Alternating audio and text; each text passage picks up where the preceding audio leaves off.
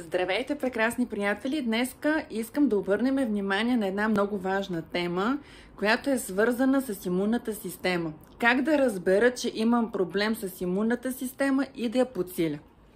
И така, има 4 много важни неща, които показват, че имунитета не ни работи както трябва. Първото нещо, което показва, това е честите настинки, грипа и вирусите, които ни съпътстват. Ако в годината сте боледували до сега 2-3 пъти, били сте на антибиотици или сте имали възпаление на гърлото и венците, искам да ви кажа, че това е много сериозен показател за проблем с имунитет.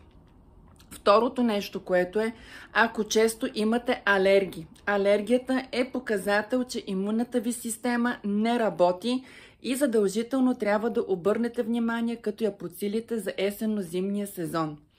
Третото основно нещо, което показва, че имунитета не е както трябва, това е непрекъснатата умора.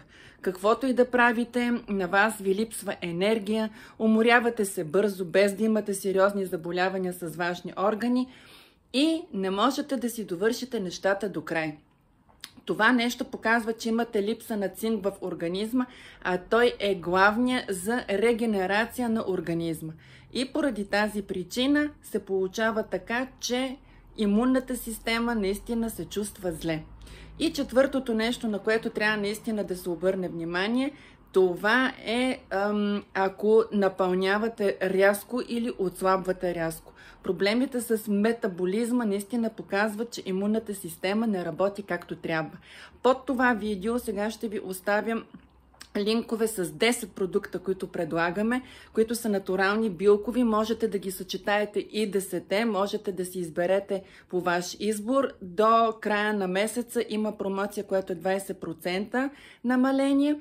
И вие решавате как да подобрите имунитет. Каквото и да изберете, искам да ви кажа, че няма да сбъркате, защото е всичко натурално, билково, може да се ползва от всеки, включително от вашето семейство, от малки дечица, за здраве и благополучие. Чао и до скоро!